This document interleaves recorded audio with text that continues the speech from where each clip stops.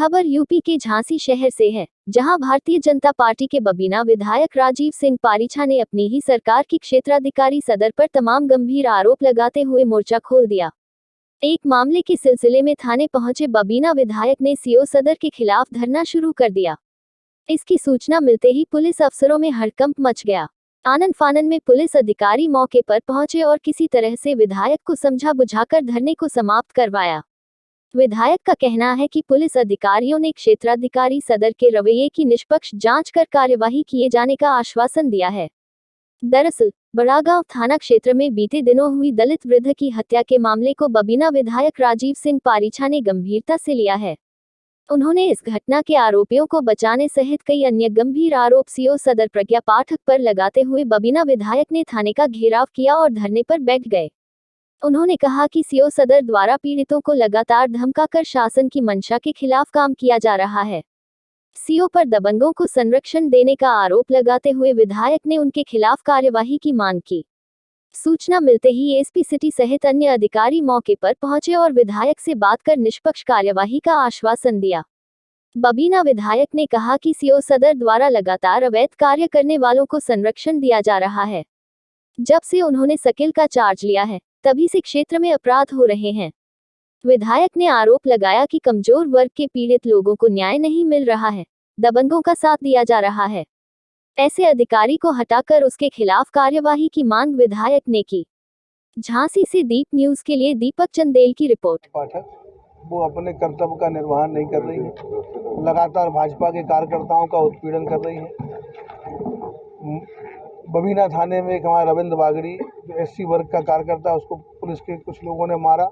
शिकायत करने का उल्टा उसको ही धमकाया और अपनी रिपोर्ट में लिख दिया कि इसने आगे कहा, धमकाया कि मैं भाजपा का किसान मोर्चा का मंडल अध्यक्ष हूँ और पुलिस से अभद्रता करने लगा, इसलिए पुलिस ने इसको थोड़ा सा गर्म कर दिया, जबकि उल्टा मामला था। तो ऐसे कई मामले हम देख रहे हैं लगातार जब से प्रज्ञा पाठक इस क्षेत्र में आई है सदर में। बड़ा चिरगांव में भी वो अपनी ट्रेनिंग के दौरान रही, उस समय भी जो भाजपा के लोग होते थे उनके खिलाफ लगातार दमन की कार्रवाई करना, या जितने भी हमारे सपोर्टर होते थे उनके खिलाफ, केवल इस बात को लेके कि जैसे ही ये थाने में पहुंची थी तो हमने इनको कहा था किसी विषय को लेके, इन्होंने एक प्रकरण में पैसा ले लिया था। हमने कहा आपकी तो नौकरी बड़ी शुरुआत है, अभी 2 महीने नहीं हुए, 1 महीना नहीं हुआ और आप सीधे सीधे पैसा लेने लगी हैं, ये अच्छी बात नहीं है। आप वसूली कर रही हैं अवैध व्यापारियों से जो खनन का काम करते हैं या जुए का काम करते हैं, सीधा सीधा पैसा लेना अभी नौकरी की शुरुआत से मत करो,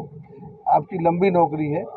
इस बात से चिढ़ के लगातार जितने भी भाजपा के कार्यकर्ता या हमारे समर्थक होते हैं उनको उल्टा फंसाना, धमकाना और उनको ये बताना कि मैं सीओ हूँ और मेरे साथ में कानून है, कानून का पूरा संरक्षण हमको मिला है, कागज कलम हमारे पास है, विवेचना का अधिकार हमारे पास है, हम जो चाहेंगे वो करेंगे। अभी बड़ागांव थाने में एक 10 तारीख को हत्या हुई, इसके पहले भी कई मामले ऐसे हैं जिसमें जिन्होंने हत्या की है उन लोगों पर इसी परिवार के ऊपर हमला करने के आरोप हैं। वो जो एससी वर्ग का परिवार है उसके ऊपर चूँकि दबंग प्रवृत्ति के हैं, वो प्रधान है और समाजवादी पार्टी का पूरा संरक्षण प्राप्त है बड़े नेताओं का, उनको ज़मीन दिलाना, उनके संरक्षण में जुआ कराना, ये करते रहे, उसी से उन्होंने खूब पैसा कमाया है। वही पैसे के दम पर वो प्रज्ञा पाठक के साथ में संबंध बनाए हैं अपने, उनकी अच्छे रिश्ते हैं पैसा ले दे के। और भी कुछ लोग हैं दलाल जो प्रज्ञा पाठक को लगातार फ़ोन करते रहते हैं और अपने मामले जिले भर के निपटाते रहते हैं। ऐसे दलालों के नंबर और प्रज्ञा पाठक के फ़ोन पर क्यों जाते हैं वो भी एक जांच का विषय है। और जितने भी अपराधी और प्रज्ञा पाठक के क्षेत्र में क्यों सक्रिय होते हैं, जुए का काम भी अभी टाकोरी क्षेत्र में वही करा रहे हैं जिनके ऊपर हत्या का आरोप है। वही लोग प्रज्ञा पाठक के संरक्षण से जुआ भी करा रहे हैं, वही और भी गलत काम कर रहे हैं, ज़मीनों पर कब्जे भी कर रहे हैं। उन्हीं लोगों ने घटना को अंजाम दिया है, क्योंकि पहले से ही ये उनकी मदद करती रही, कई मामलों में उनकी मदद की है, विवेचनाओं में धाराओं को कम किया है। एससी लोगों की मदद न करना, जबकि सरकार का सीधा निर्देश है कि एससी वर्ग के लोगों को पूरा संरक्षण देना, उनकी मदद करना, कानून में भी उनको विशेषाधिकार है, बल्कि उनके अधिकारों की रक्षा न करके, उनका संरक्षण न करके दबंगों और माफियाओं जिनके ऊपर कई मुकदमे दर्ज हैं जिला बदर हैं, उसके बाद भी वो गांव में रह रहे हैं। शिकायत करने वो लोग गए प्रज्ञा पाठक से कि साहब वो जिला बदर हैं और गांव में रह रहे हैं लगातार, तो कहते ये तुम्हारा काम नहीं है, मेरा काम है, यहाँ से जाइए। और उन्होंने कहा कि साहब ये घटना को अंजाम भी दे सकते हैं, लगातार कई बार हमारे ऊपर वारदात भी कर दी है। और उसके बाद भी उन सारी चीज़ों को नज़रअंदाज करना, अपराधियों का मनोबल बढ़ाना, अभी पकड़ भी लिया है पिछले 1 हफ्ते से, और उसके बाद भी घर से पूरा खाना जा रहा है, पूरा संरक्षण है, बल्कि जिनका मरा है उनको पिटाई करना, उनको मारना, और ये कमिट कराने के लिए कि आप नहीं मारा है ये कहिए, और जिन जिन का मैं नाम बताऊं उनका सबका नाम लीजिए आप कि आपको इन लोगों ने मारने के लिए कहा था इसलिए आपने मारा है। ये इस तरीके के भाजपा के कार्यकर्ताओं को फंसाना, हमारे सहयोगियों को फंसाना, हमारे खिलाफ काम करना। क्या उन्हें चुनाव लड़ना है? यहाँ से अगर चुनाव लड़ना है तो तैयारी करें, इस्तीफा दें, क्षेत्र में आए जैसे बाकी दल के लोग आते हैं। इस तरीके से काम करना एक अधिकारी के लिए, राजपत्रित अधिकारी के लिए, एक रजिस्ट्रेट ऑफिसर के लिए ठीक नहीं है। उनकी मैंने पहले भी शिकायत की है, आज भी उनकी जो निष्ठा है वो संदिग्ध है और पूरा पैसा लेके काम करती है, ऐसा मेरा आरोप है। अपराधियों को संरक्षण देना, कुछ और भी ऐसे विषय हैं जो मैंने कप्तान साहब से मिलके बताए हैं, उसके साक्ष्य भी दिए हैं, और मुझे पूरा भरोसा है क्योंकि यहाँ का प्रशासन ईमानदार है।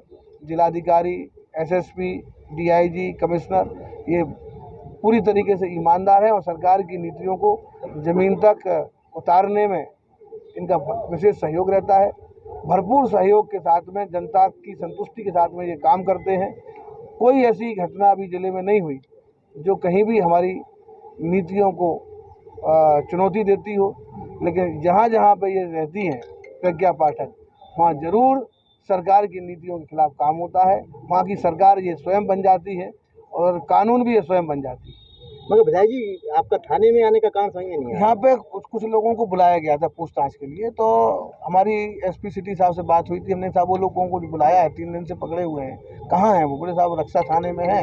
तो हमने कहा साहब रक्षा थाने में उनको मारपीट की है, मुझे ऐसी जानकारी परिवार वालों ने बताया। वो नहीं, ऐसा कुछ नहीं है, आप आके देख लीजिए। मुख्य मांग क्या है? तो हमने आके देखा तो वो लोग रोने लगे कि साहब प्रज्ञा पाठक हमको 2 दिन से मार रही हैं, कि नहीं साले ये बोलो ये बोलो ये बोलो, नहीं तो तुम्हें मैं आग जला दूंगी, एनकाउंटर कर दूंगी, ये कर दूंगी वो कर दूंगी। तो वो रोने लगे, तो मुझे लगा कि ये ठीक बात नहीं है। अनुसूचित वर्ग के लोग हैं, उनके ऊपर कई बार हमले हो चुके हैं, प्रज्ञा पाठक के संरक्षण में उनके ऊपर कुछ होता ही नहीं, हमला करने वालों के ऊपर। जिला बदर है और लगातार वो अपने क्षेत्र में रह रहे हैं, इसकी कॉल डिटेल भी तो मिल जाती है, सारे रिकॉर्ड हैं, डाटा है, उनके CDR में उनके फुटेज भी है। प्रज्ञा पाठक के संरक्षण में वो रह रहे हैं, हत्याएं कर रहे हैं, अवैध काम करा रहे हैं। उच्च अधिकारी साहब की बात हुई क्या? उच्च अधिकारियों से बात हुई तभी तो मामला सब निपटा है, लेकिन उच्चाधिकारी तो वही करेंगे, मतलब हम विवेचक हैं तो कलम तो हमें चलानी है ना। विवेचक तो प्रज्ञा पाठक है हर चीज़ की, क्योंकि जहाँ SC हो जाता है मामला वहाँ पे CO विवेचक हो जाता है।